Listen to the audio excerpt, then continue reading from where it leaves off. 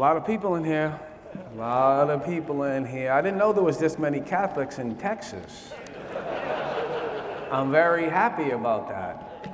Are we getting feedback? Okay, I'm gonna move that away. Brothers, I just wanna say that it's an absolute honor for me to be here, and it's my honor to have this opportunity to glorify God by sharing my testimony with you. Who's excited to hear what I have to say?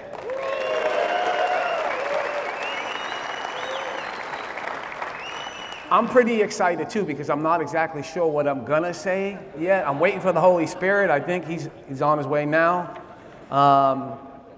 Yeah, no, it's an absolute blessing, and I've had the honor to meet a number of you today, and I've also, you know, I get to do this once in a while. People will ask me to come and share my testimony, and I'm always honored when anyone thinks I have anything to offer. This particular conference, you know, they send you the information, they tell you who the other people are that are speaking, and yeah, I saw that Jesse Romero was gonna be here, and I almost walked here from South Florida because he's a hero of mine, and he's a hero of our faith, and it made me start to think about God and all that he has done for me, all that he can do for all of us, and how only God can take the worst things about you, right, and turn them into assets, right? So I was a scoundrel as a young man, right? I picked up a drink at a young age. I was out on the street. I'm one of 9 children. And I was always looking for love in all the wrong places, right? And I was what I like to refer to as a broken toy, right? And I searched out all the other broken toys out in the streets, and they were always very welcome to take me and to have me be part of their little crew. And in our brokenness, we became a little family, you know? And I want to do this before I get started. I want to read the dedication of my book. I'm not trying to sell books, but this is the big hustle. This is my story. Selling them over there. I don't want to take them home. Come by and see me, will you? And I'm going to try to get through this dedication without getting emotional, but it is emotional for me. This book is dedicated to the women who have impacted my life and, in fact, saved my life. To our Blessed Mother Mary, for your continued intercession on my behalf, for the love and mercy you have always shown me. To Saint Mother Teresa, for your yes to our Lord and to the poor and forgotten. Your kindness and mercy changed everything for me. To Mother Elvira of Comunidad Chanacalo, for your sacrifice, your service, and your joy. You have been a reflection of God's love and mercy for me and my family, as well as thousands of other families you have touched. To my mother Alma, who have suffered greatly as a result of my addiction, thank you for never giving up on me and for your endless prayers. To my wife Benarada, my partner and my best friend, your love and support have meant the world to me. Our Lord picked you to walk on this journey with me, and you have made me a better man. You are the love of my life. Thank you for everything you have done for me and for my family. And then to my daughter, Kyra, thank you for being the amazing young woman of God that you are. You're in my prayers always. So I started to tell you that when I was a young man, I can't explain. I know that I was raised by an alcoholic. You know, I was raised by a guy who his job was to keep a roof over my head, right? I know also that because my family name is kind of a public name and you hear things about my family, I want to correct a few things, if I may. You know, they always refer to us as this Catholic family, right? I want to tell you that when I was a young man, I'm the middle of 9 children, okay? I never heard my father invoked the name of the Lord, not one time in my life. I never went to church with my mom or my dad. When we were young on Sunday, they would get us dressed, they would open the door, kick us out. Whoever was old enough to walk down to St. Gregory's, it was about a 2-mile walk, got sent to Mass. And we walked out the door and we went in, usually about 6 of us were old enough, we went in 6 different directions. We all went to the church eventually, we all got the bulletin, and we all ended up at Walsh Park watching the cops play softball, right? None of us went to Mass, right? We were just trying to keep the heat off, right? And my parents, that was their time to relax. That was their time to take it easy. Sunday was for them to just unwind for just a little bit. And so I didn't grow up with a loving God. I grew up with God's gonna get you. God's gonna get you for doing the things that you're doing. God's gonna get you for misbehaving. God's gonna get you for stealing that piece of candy, whatever it was. And so I had no idea that God loved me. I had no idea that Jesus Christ died for me. I had no idea. I can tell you that the few times that I did actually sit in Mass, I never felt comfortable. I never felt at home. I never felt like I belonged there. I never felt like, I always felt like everybody else there was better than me. Everybody else in those pews, they weren't the sinners. I was the sinner. They were all saints, right?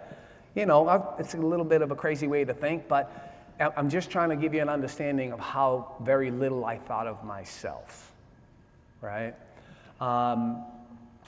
Picked up my first drink, I was probably about 8 years old. Older kids in the neighborhood thought it would be funny to watch a little kid drink. I drank. I didn't get drunk. I didn't become an alcoholic. I didn't get sick. I didn't do any of those things. I didn't become an addict in that moment, at least not to the addictive substances. But I did become addicted to the attention that I received, right? I was making people laugh. They weren't laughing with me. They were laughing at me, right? And so everything didn't fall apart in that moment, but things started to unravel soon after that. I am a product of the Boston public school system. I made it all the way to the 7th grade. All the way to the 7th grade, yep.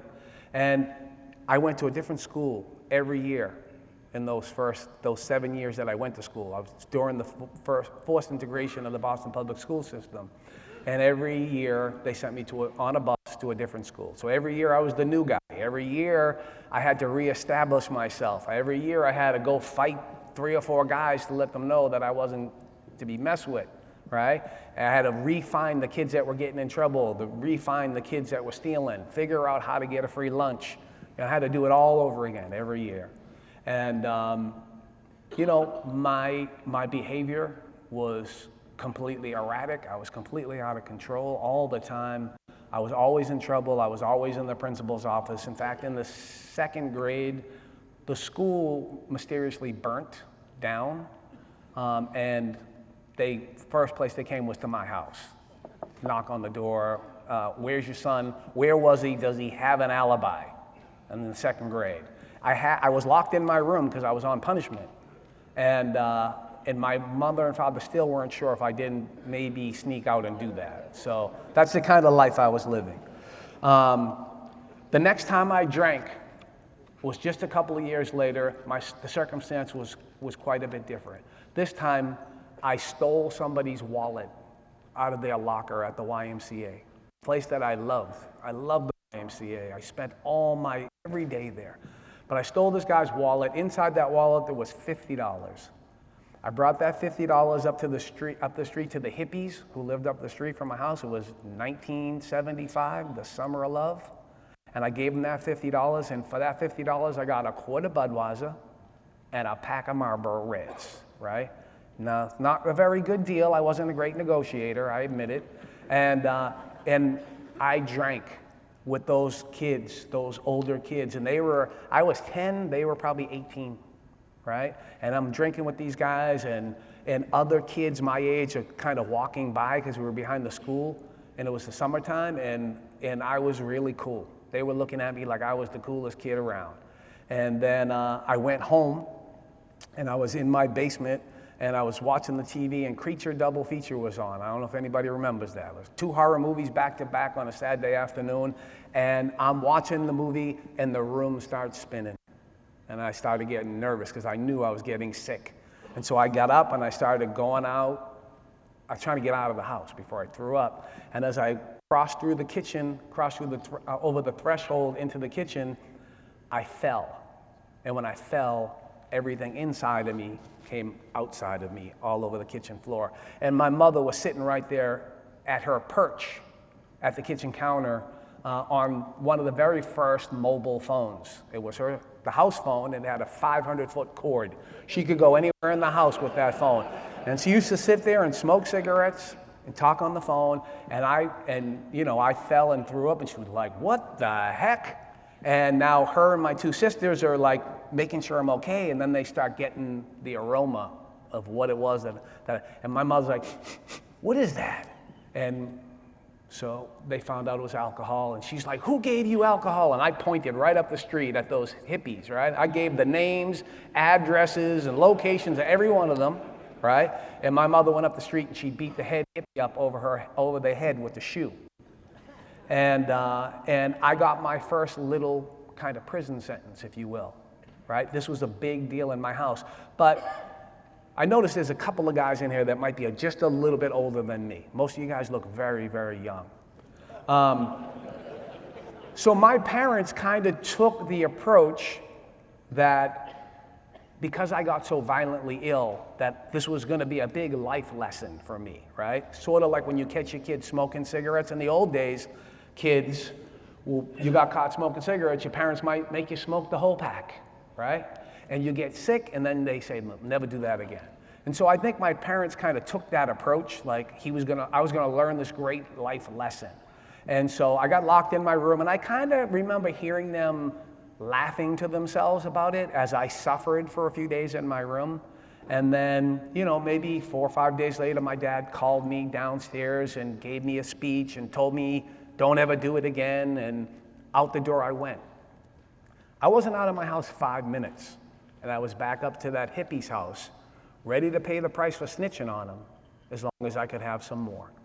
And that was, honestly, that second time that I drank, the second time that I believe that it filled some kind of void in me. It wasn't only the effect that the alcohol had on me, but again, it was the attention, it was the acceptance, it was getting to belong, And so I was 10 years old.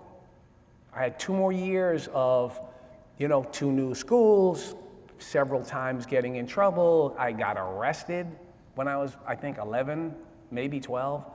I was in front of the YMCA, and there was a Coca-Cola truck there, and I looked in the window, and I saw a little transistor radio, and I said, "I want that." And I was in, and my feet were out the window, and of course the cops drive by, and they see my feet sticking out the window, and I get arrested. And that's how my life was. It was always, there was 9 kids in my house, and there was always sort of a swirl of difficulty, and it was always sort of focused on me.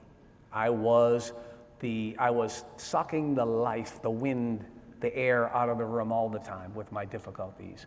And so I'm finishing the 7th grade. It's June, whatever.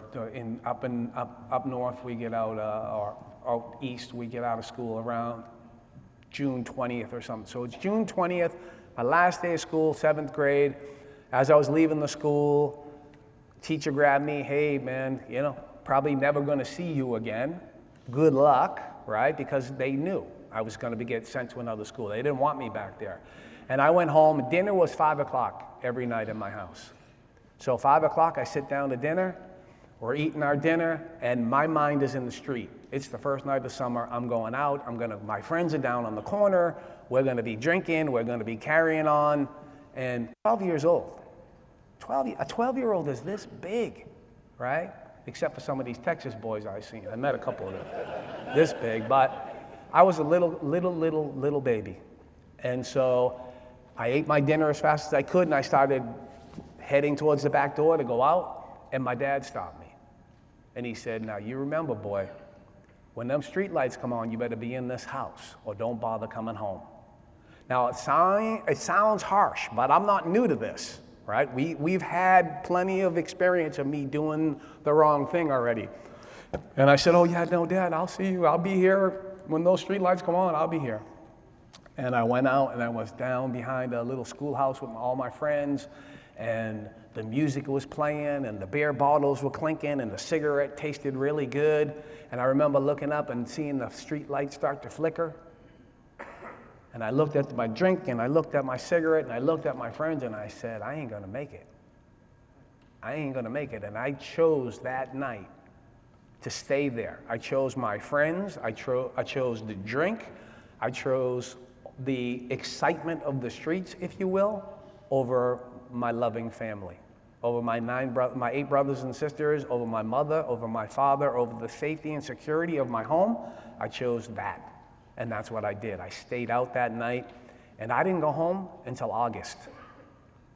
I lived outside for much of that time. You know, it was summertime, so your friends could make excuses for bringing their friend home to stay over. But there were many nights that my friends were gone home, and I was just out there by myself, just lost and alone, looking for a place to sleep, looking for some warmth. Because I'll tell you something, when you're homeless, it don't matter if it's summertime. In the middle of the night, it's cold. You get a chill, and it's a bone chill. And so that summer, I got arrested a number of times. I ended up getting committed to the Department of Youth Services, which meant I became a ward of the state. The state was making the decisions in my life now. And so my life became a series of group homes, halfway houses, foster homes, juvenile detention centers, alternative schools, and homelessness. I turned 17. I was 17 maybe 5 or 10 minutes, and I got arrested. I got arrested in Massachusetts at 17. You are an adult in the eyes of the law, and I got arrested for an armed robbery. And you know, the armed robbery consisted of me and my friends were drunk. We were hanging out where we hang out at a train station. The train stopped running, and here's this guy, and he's at our train station. Our train station. This is the way I thought. That was my train station. What's he doing in my neighborhood? You know, and so we hurt this guy. We robbed him. We beat him up. We took his things, right? And the only thing he could remember out of the whole incident, besides being beat up pretty badly, was he heard the name Jimbo, right?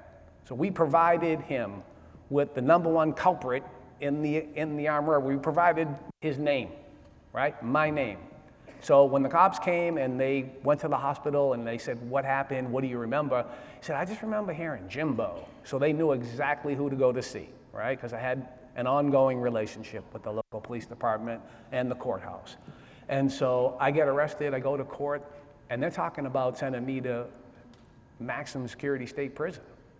I'm 17 years old. I'm saying, wait a minute, I've been doing this all my life. Nobody ever told me I was gonna have to go to prison. And ultimately, I got a 3 to 5 year prison sentence.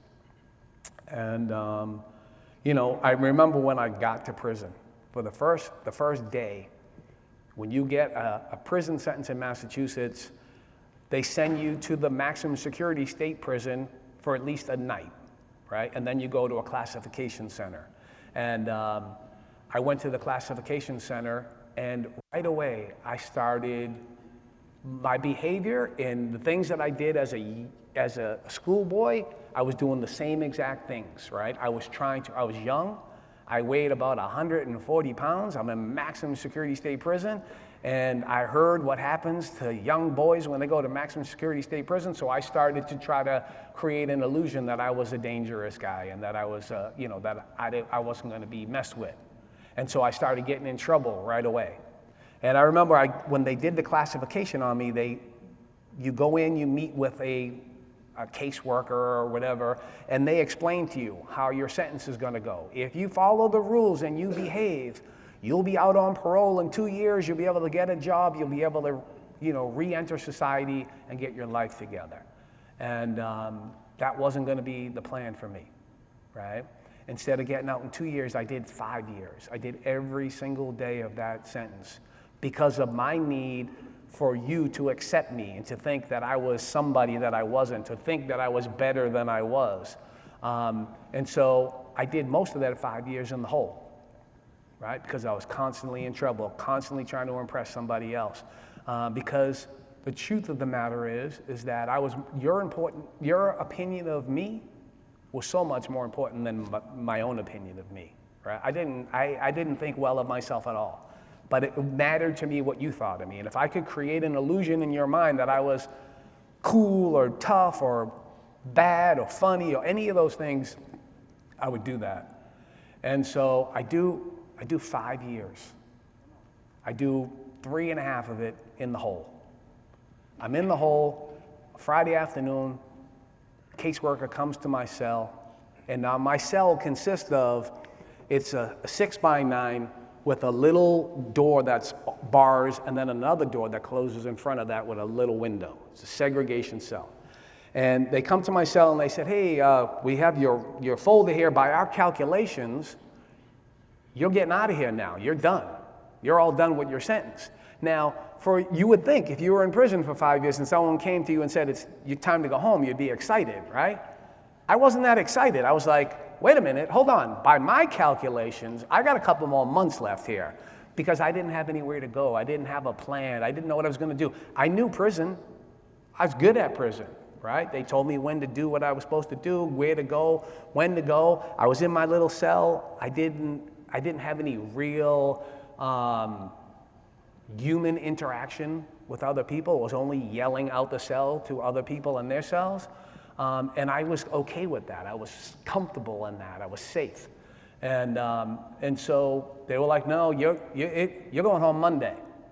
So that weekend, I made a few calls. I called my older brother and I said, Arthur, listen, man, I'm getting out. And he was like, oh, that's so great. And I was like, yeah, no, not for the not so great news. I don't really have anywhere to go. Can I come and stay with you? And he was like, yeah. He's like, you can stay with me for a little while. You can stay on the couch. He said, I already gave notice. We're moving out in a month. We're moving out of this place. So you can come and stay here. And in a month, you're gonna have to have a plan. You're gonna have to get a job and do the things that grown-ups do. And I said, okay. And so, I picked up a drink the first day. As soon as I got out of prison, I needed something to make me feel any kind of sense of peace. I felt like, when you go from prison for 5 years to the streets, it's like going to the moon, right? Or it's like going to another country. I don't understand what people are talking about. I'm nervous, I'm afraid, I'm uncomfortable, and the only thing that would give me that sense of comfort was a drink. And so I picked up that drink, and I relied on that drink completely for the 6 months that I lasted out on the streets. 6 months I was out there. After that first month, my brother moved like he said he was going to move, and I was already a full-blown alcoholic again, and I said, I'm just going to stay here and see what happens. And I went out. The very next day after he moved, I went out to get some beers, got the beers, came back, and all my belongings were out on the curb. My clothes were in Irish luggage, green trash bags. And I was homeless. After doing 5 years in prison, I was homeless again. And I just drank and drugged as much as I could possibly get my hands on. I stole and robbed anybody and everybody. I was a complete animal. I was a dangerous individual. And 6 months to the day after I got out, I got arrested again. I got arrested for robbing a Boston police officer's home. He came home in the middle of the night on a coffee break, and I was sitting at his kitchen table with his VCR. I'll explain what a VCR is to the kids later. His VCR, his camera, whatever his little belongings were, they were all in a little pile by the back door. And I thought as I was getting ready to walk out the door, maybe I'll look in the fridge to see if there's a beer. And there was a 6-pack, so I said, all right then. And I took a beer and I sat down like it was my own house, completely in a blackout. And apparently he came home while I was sitting there at his kitchen table. I dozed off a little bit. He came home for a cup of coffee, and him and his partner did what I think any one of us might do if we found somebody in our house in the middle of the night. They beat the heck out of me, right? I remember I woke up in the police station the next day, and I had blood all over me. And I was in a complete panic because I thought I might have killed somebody because I was a violent alcoholic. Turns out, thank God, that blood that was all over me was my blood, right? That they beat me up really well. And I remember I went back to jail, and I was in court, going to court for this infraction, and they were talking about giving me a life sentence. Apparently, if you break into somebody's home and they come home, or they're home while you're in there, they call that a house invasion. And in Massachusetts, house invasion carries a life sentence. And so they were talking about giving me a life sentence. And it was the police officer that actually spoke up on my behalf. He was satisfied with the beating he gave me, right? He was like, hey man, neighborhood, we got this. He didn't even get none of my stuff, right? But the district attorney was very serious about giving me a lot of time. And so the police officer kind of talked them out of giving me a life sentence. Ultimately, I ended up with a 6 to 9 year sentence. 6 to 9 years.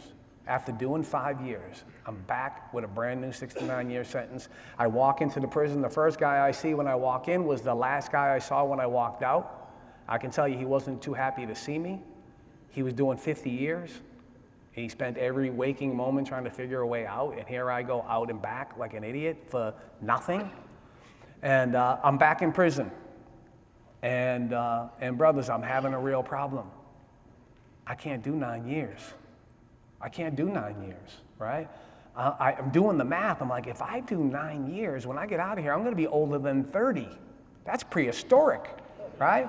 And so I started to do some things to try to create an illusion, right? I was just running game, right? I was trying to create the illusion that I was trying to become rehabilitated.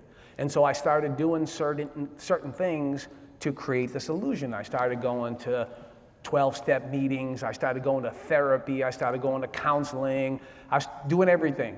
And all to just create an illusion that I was trying to become rehabilitated.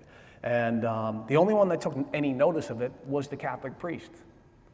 His name was Father James Freitas, and he's in heaven now. And he's the greatest man I ever met in my life. And Father Freitas approached me and he said, hey, you're Jim Wahlberg, right? And I was like, yes, I am. What did I do?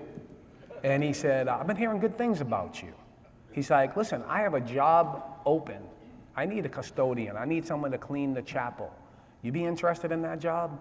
And my mind is fast. When I'm not much, but I'm all I seem to think about sometimes, right? And he was talking to me about this job, and I was thinking all the ways I was going to manipulate this situation. He smoked cigarettes.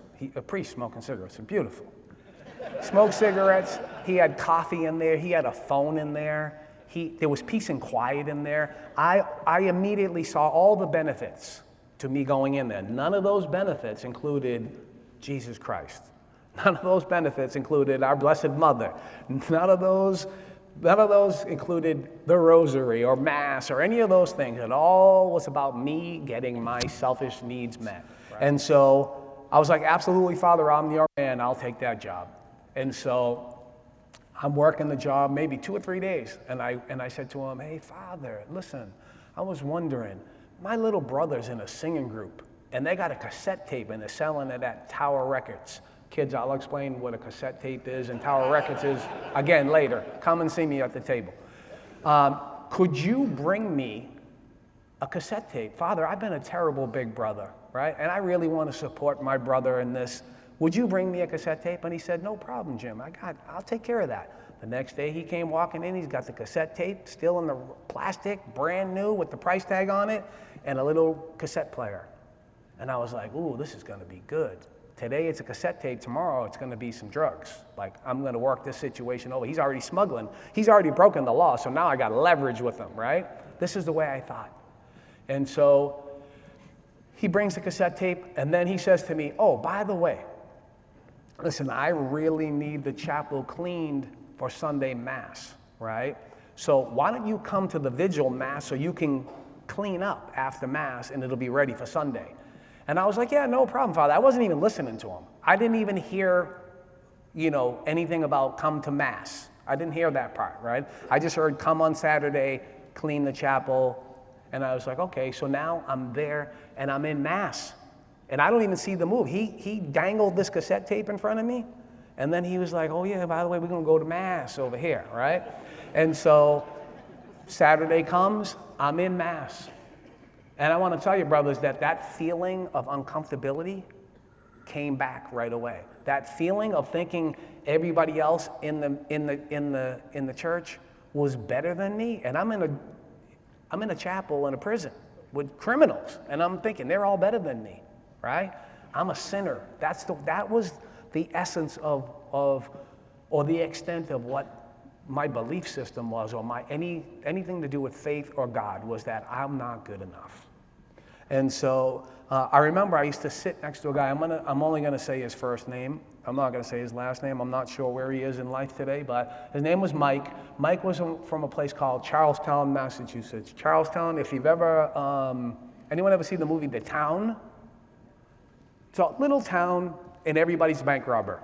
The whole town, they're all bank robbers, killers, drug dealers, drug addicts, very dangerous Irish Catholic neighborhood, as crazy as that sounds, right? And generations of violent people. And he was a bank robber. He was a dangerous, violent guy. But he was also a Catholic guy. He was raised in the faith, and he that was his career choice. His criminal life was his career choice. He didn't look at it as a sinful ways. He looked at it as that was his job, right? In that town, you became a criminal, a cop, a priest. Those were your options. And so I would go to Mass, and I wouldn't know the responses. I wouldn't know when to stand, when to kneel, when to sit. I didn't know what was going on. I didn't know anything, and I would just watch him. And he knew the responses, and he knew when to stand, and I just followed what he did, And maybe about 2 weeks later, Father Freitas comes to me, and he's very excited. Oh, Jim, big news, big news. I'm like, relax, Father, what's going on? He said, Mother Teresa is coming to this prison. And I said, oh, that's amazing, Father. Who's Mother Teresa, right? I didn't even know who the president was, honestly, at that point in my life, because I was damaged goods. And so, he tried to explain it to me to no avail. How I figured out sort of the importance of it all was I called my mother, collect from Jim. And I said, hey, Mom, apparently it's a big deal happening here at the prison. And she said, what's that? And I said, oh, Mother Teresa is coming to the prison. And I hear my mother, she gasped a little bit, and then she yelled to her mother, who lived in the basement of our house now, right? Ma, Mother Teresa's coming to the prison where Jimbo is, right? And I heard my grandmother's reaction, and she was excited. And I want to tell you, at this point, I was 22 years old. I'd never done anything to excite my grandmother. I'd never done anything for her to smile at me, right? My grandmother lived in our house, and there were 9 kids, but only 1 kid in our entire family mattered to her, and that was my sister. My younger sister was the princess. And everybody, the rest of us, she had no time for, she couldn't care less. But all of a sudden, she was interested in what I had to say. All of a sudden, she was interested. Now she was making a special request. Can you ask him to get me a rosary blessed by Mother Teresa? And I'm thinking, oh, this must be a big deal if this lady is excited, because she didn't get excited about anything. And so then I did a little more research, and I sort of started to understand the importance of who she was. Importance. I didn't understand, I had no concept of holiness. I only knew that she was important. She was a big shot. She was a big deal. And so the day came, and I'm walking through the quad inside this prison, and it's sort of like a college campus, except it has like a 40-foot wall around it with razor wire, right? And it's kind of the same thing. So I'm walking through, and I'm going from one place to another, and I see the front door open. I always had a fixation with the front door, right? Everybody came and went through that door. And that door opened, and I saw this big group of people coming through the door. And right away, I could see that they were important people. They all had suits on. They weren't coming with their orange jumpsuit, walking like this. They were all dressed up. And they came through, and at a certain point, they kind of parted a little bit, and there she was. There was Mother Teresa in the middle of them all. And I couldn't really make her out too well. I could just make out sort of her outline. And as they got closer, I started to see that it was Mother Teresa. And she was with a couple of her other sisters. And I could see the governor and a few other important people. And as she got a little closer, I noticed a few things about her. I noticed that her sandals looked like they were about 200 years old. Her feet were all crumbled up in there. And then I came up and I noticed that her sweater was almost in the same kind of condition, had holes. But then I looked down a little bit and she had pockets right here. And there was money sticking out of the pockets. And there's no money in prison, right? People used to just hand Mother money because they knew that she would use it to take care of the poor. And I want to confess to you guys that I probably spent a little more time than I should have looking at that money and trying to figure out a way maybe I could get that money. And that it kind of came and went. And she walked by and, you know, we didn't look at each other, we didn't make eye contact, but I was starting to get excited by the fact that this event was taking place. And so I went back to the chapel and I said, "Hey, Father, she's here." And he goes, "Hey, man, you know, guess what? Because you work in the chapel, you get to be part of the procession." And I was like, "Oh, that's amazing, Father. What's a procession?"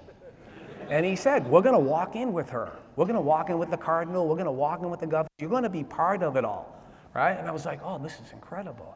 And so we're processing in, and the cardinal's in the front, and I won't mention his name, but he had his big staff and his big hat and his staff, and and he had a big special chair up on it was in the gymnasium in this prison, MCI Concord, Route 2 in Massachusetts.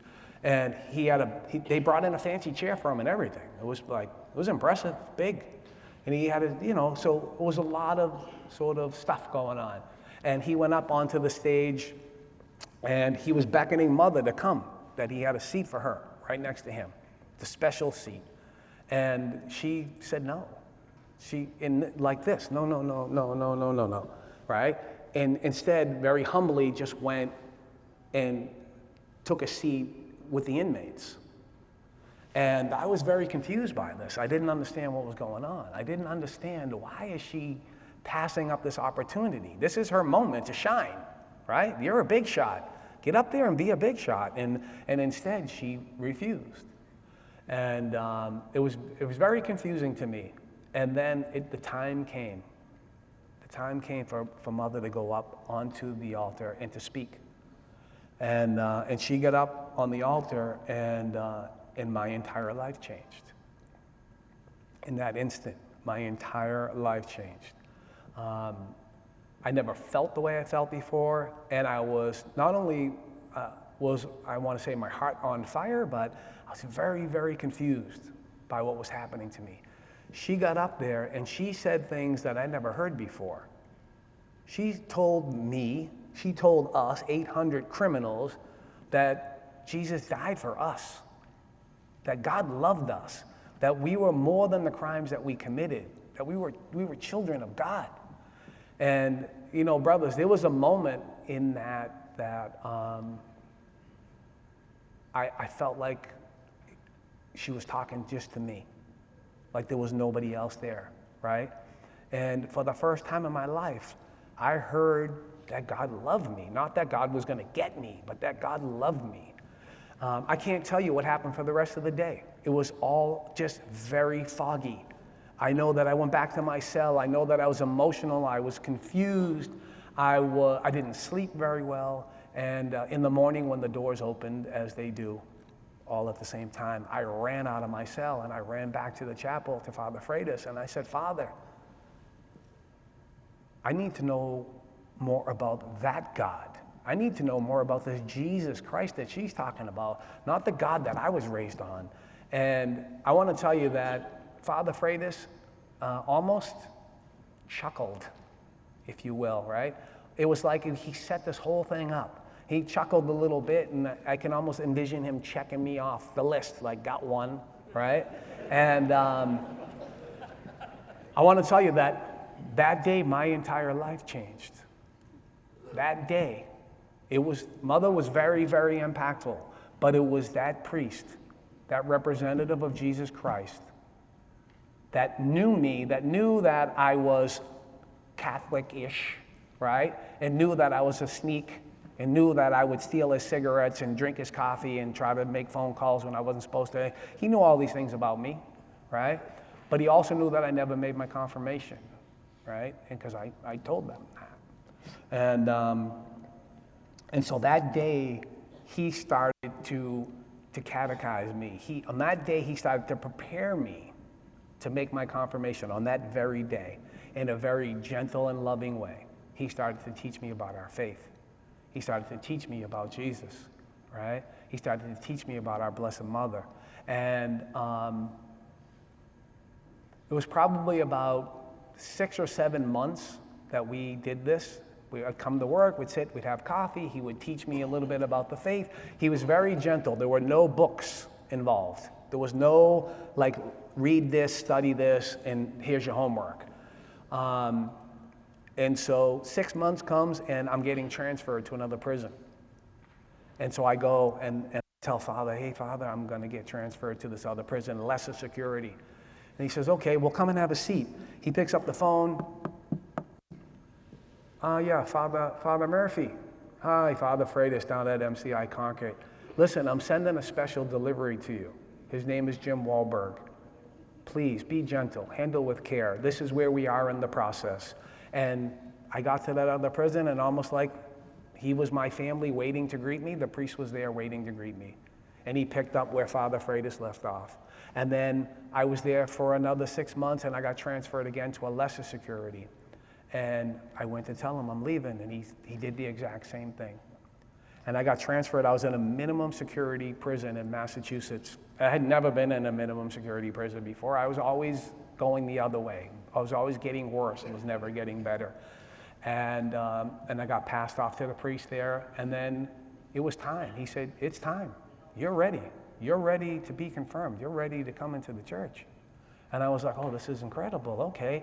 And so I didn't know what to do, so I called my mom, right? I didn't know who else to call. I called my mother, and I said, Mom, I'm gonna make my confirmation, and it's gonna happen this weekend. I really love you to come. And my mother, I could hear the pause in her voice. See, my mother had visited me once when I was in maximum security state prison, when I was in the hole, and I came out to the visiting room, and she didn't recognize me as her own child because I was living like an animal. I was an animal. And she when she left that prison, she would tell me years later that she went into the parking lot and wept like a baby and said to God that she would never visit her child in prison again. And here I am asking her to come to this prison and to be part of this event with me, to witness me coming into the church. And she had to think about it. And so I called her a couple of days later, and she said, all right, I'm going to come. And she came. And brothers, I want to tell you that, to say that my relationship with my mother, my parents, my family was difficult up until this point, I mean, I would steal from my family.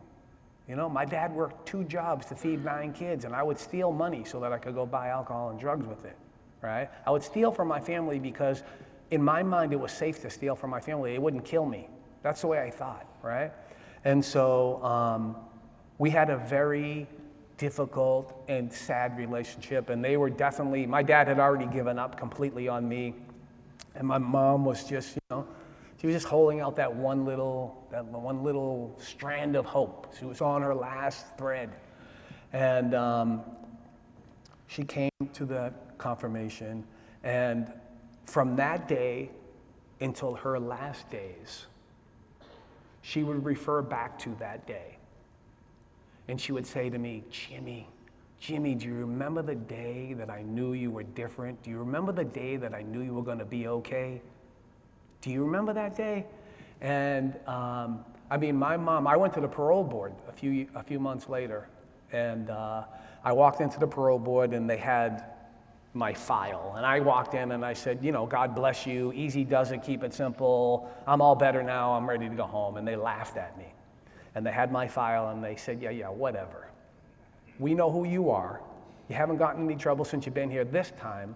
We're going to let you go, but we'll see you when you get back, right? And I was not it seems like a terrible thing to say, right? But I kind of expected I was coming back too, because that's all I knew, right? And so they go, oh, we got a letter here.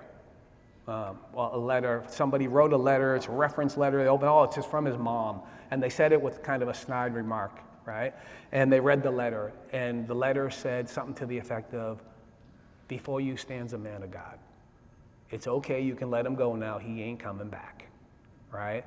And to put that in context, my mother was the lady that my brother Bob got arrested with a bunch of his friends. 6 or 7 of them got arrested. Monday morning they went to court, and their mothers came with them. And their mothers stood behind them in front of the judge, and the judge asked the mothers, tell me about your son. And every one of the mothers lied to the judge. He's a great boy. He helps old ladies cross the street. He has a job. He does his chores. He's home every night on time. And they got to my mother, and my mother said, Your Honor, you better lock this boy up because he's trouble, and he's going to hurt somebody, or he's going to get killed out here, right? That's who my mother was. My mother would not lie. She would not lie for her children. And so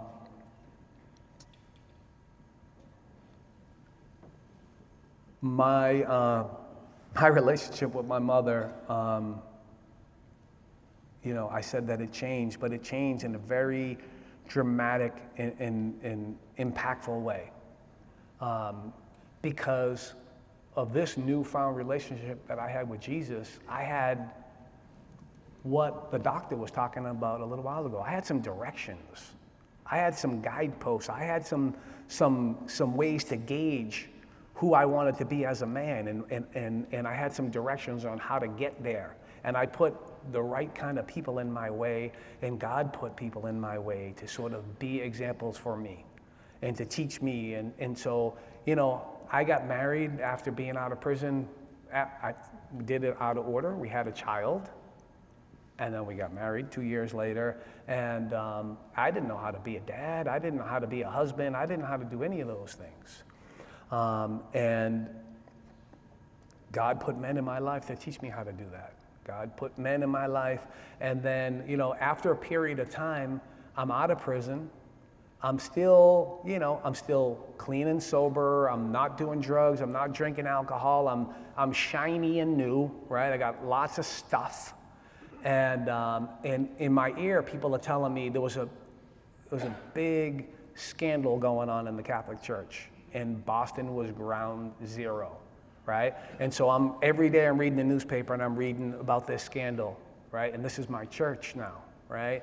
And I got all these other people over there saying, "No, you don't even have to go there. You can create your own conception of God. Did you know that? You can create your own." I said, I can make my own conception of God? Oh, and you leave it up to me to create my own conception of God. He's going to be a pool hustler, right? I'm the confession, no need for confession. You got me, right? I got you, right? And so now, after having this conversion and being touched and having God take the time to send his number one assistant on earth, Saint Mother Teresa, to retrieve me, because that's the way I believe it was, brothers. She was sent there for me specifically. And here I am now, I'm back to worrying about what other people think of me and not what I think of me again. The hole is starting to get bigger again inside of me, right? And I'm getting further and further away from God and more into the world. And my wife told me, we had 3 children. We had twins. And she said, we're going to move to Florida, and you can come with us if you want, right? That's where our relationship was at this point, right? It didn't matter. I was just kind of there now. And I looked at my wife, I looked at my kids, and I didn't want to leave Boston, but I didn't think I was going to do any better. So I said, I'm going to go with you guys, right? And I went, and now I had even like some of the godly men that I knew weren't around anymore. And so I went down there and I kind of just tried to reinvent myself. 4 minutes. It ain't gonna happen, brother. Cancel lunch. We going in. Anyways, I'm drifting away. I'm fully away from the church now, right? I'm dropping my wife and children off on Sunday to go to Mass. Okay, that's where we're at now. I'm not just away from the church. Now I'm resentful at the church. I'm angry with the church. I'm focused on all the negative and none of the positive. I'm not looking at I'm not looking at the fact that our Catholic church, our church does more to serve people in need than any organization in the entire world, right? I don't see that. I only see this bad stuff over here. And so I'm empty again. My wife goes to a retreat and has a conversion of epic proportions. She comes home, but instead of everyone married here? My wife came home. You know when your wife gets into something, you're gonna get into it, whether you like it or not, right? She came home and she didn't do that. She didn't say, you're going to a retreat, you're gonna love Jesus. She didn't do any of that. What she did was, she became a reflection of Jesus. She became kinder, more loving, more patient, more tolerant, and more forgiving.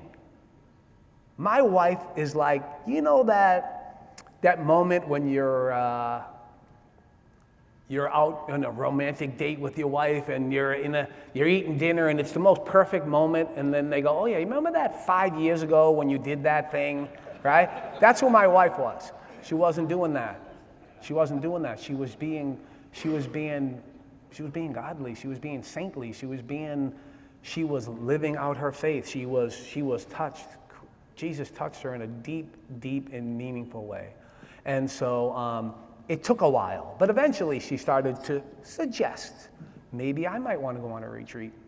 Maybe I might want to try to do something different. And it was her and her best friend that went on this retreat together. Her best friend's husband was a friend of mine. He and I got together and we said, brother, we ain't going on no dang retreats. Don't break the line. This is union business here. We ain't doing this, right? We're not down with this, right? And I was like, no, I got you, brother. I'm going to hold the line. I'm holding the line, brother. I'm holding the line. And then my wife pulled out the secret weapon. My 12-year-old daughter, Kyra, came to me. And she said, Daddy, I want you to go on this retreat. I want you to be happy. I want you to know Jesus. 12 years old. 12 years old. And I mean, I feel this. I have chills, right? When I say this, when I tell you the story, when I share this with you. And so instantly I said, of course, I'll go on the retreat. Absolutely, I will go on the retreat. Because I want to be my 12-year-old daughter's hero. I want to do the things that make her proud of me, right? And I say yes. And then instantly my mind starts thinking, okay, now how are we going to do this, right? Because we ain't going, we're not, So I started thinking, the way I thought was, you did 10 years in prison. You can do 2 days in a retreat house with these idiots. That's the way I thought, right? And I was thinking, I knew immediately that I would have to stay for the whole retreat, right? I couldn't leave. So I go to the retreat, and you pull up, and the guys are there, and they're all smiling like Andy, right? They got Jesus, who does a different smile. You know the smile, right? Hey, brother, how you doing? Hey, let me get your bag. I'm like, dude, don't touch my bag. Don't touch my bag, right? And I had a hooded sweatshirt on, just like I have right now. My wife, don't send any pictures to my wife. She's going to get mad at me because I'm comfortable like this. But I walked into this retreat like this, stone-faced. I look like a Heisman Trophy. I got my bag over here, and I'm like, yo, back up, right? And I come, and I'm there, and I'm like not happy, right? But I know I can't leave, right? Because if I leave, the jig is up. They know. I can't even do the weekend. I'm useless. I'm no good. I'm all those shameful things I think about myself. That's the stuff that comes into my head, right? And so, I'm at this retreat, and I'm telling you, brothers, they're sharing testimonies, talks, and I'm just like, at the beginning, I'm like, man, I don't belong here. This is weird. These are weird. These dudes are weird, man. This is weird. But I knew I couldn't leave. And then God does what God does, right? And I started just a little bit at a time. A different guy would get up and give his testimony, and I would identify, right? Meanwhile, this whole thing is going on in my head. It's like I got the angel on one shoulder and the other, and I'm hearing the devil in my own voice. Oh, we got to get out of here, man. These people are weird, right? And I'm hearing God in the other one in my own voice. No, you got to stay. You got to stay. Just stay. Just keep an open mind. What are they going to do? They're not going to kill you. You can get through this. You did 10 years in prison. You're 5 years in the hole. You can do this. Just stay. That's all you got to do is just stay. And little by little, God started to melt my heart again. Little by little, I started to feel his presence. Little by little, I started to melt. And it's a Catholic men's retreat. And I won't reveal any of the retreat because maybe you might take this journey one day, but it's a Catholic retreat. So me telling you that confession was involved in this is not a big secret, right? And so at a certain point in this retreat, it's time for confession. We don't know we're going to confession. We're led there into a room, open the door, there's a priest there, and I know what's happening now, right? And I'm like, and I just started crying. I just started crying, and I mean not crying like, like I was boogie crying. Father, help me, please, Father, help me. Because I knew.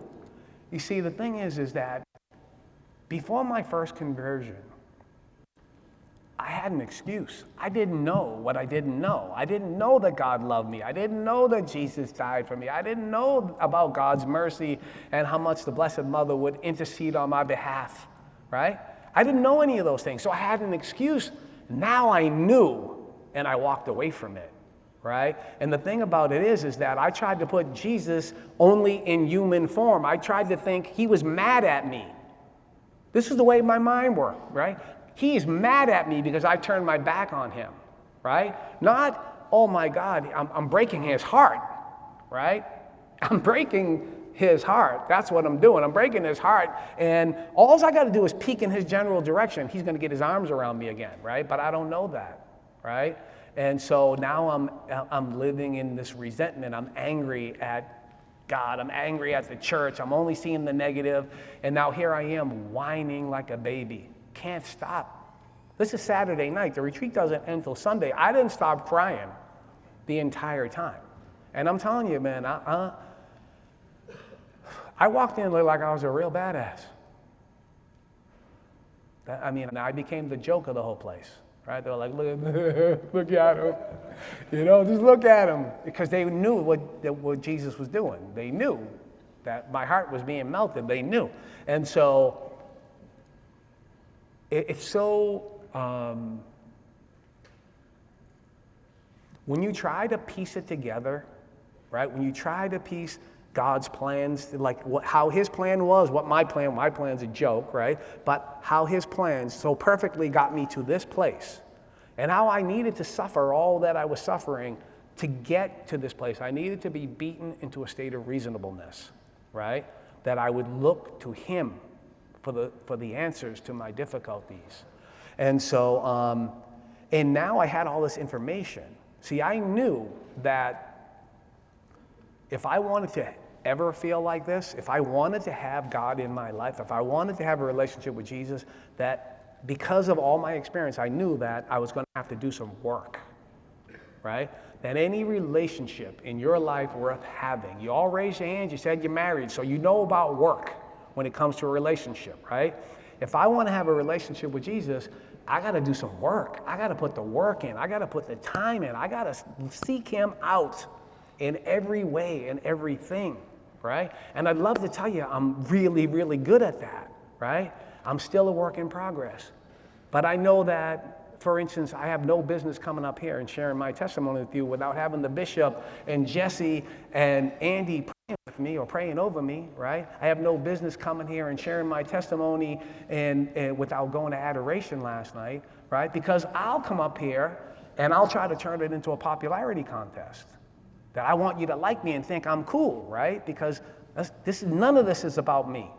None of this is about me, right? I am not cool. Well, I'm a little cool. But this is about what Jesus has done and is doing in my life, right? And I know that there's still 4 hours of testimony that I could share with you, but Andy only gave me 1, right? So I want to say that when I tell you that it's an honor to be here, it's really an understatement. Brothers, we're under attack. We're under attack, right? And a lot of us, sadly, have volunteered to be under attack, right? We're missing. We're missing from the pews. We're missing from the different ministry groups. We're missing from Mass. We're missing from serving. No offense, but it makes me crazy when I see 15 altar servers and I see women on the altar. I'm sorry, that's just me. This is we're supposed to be the spiritual leaders of our family. We're supposed to be the example. When our children see us going to church and living a faithful life, they're more likely to follow. They're more likely to follow. And I went to adoration last night, and I was just praying, God, what is it that you want me to say? What is it that you want me to say? And I had like 5 or 6 pages of notes, and I don't know if you noticed, but I don't look at them, right? They're there if I get lost, right? But I did. I looked at this last page. It's the cover of the thing, right? After I wrote 7 pages here, it said, men, don't be missing. Don't be missing. Don't be missing. Brothers, God bless you. Thank you. And I'm impressed, man. This is a real group, man. It's hard to put 700 Catholic men in a building praising Jesus. I'm impressed. Thank you, brothers. God bless you.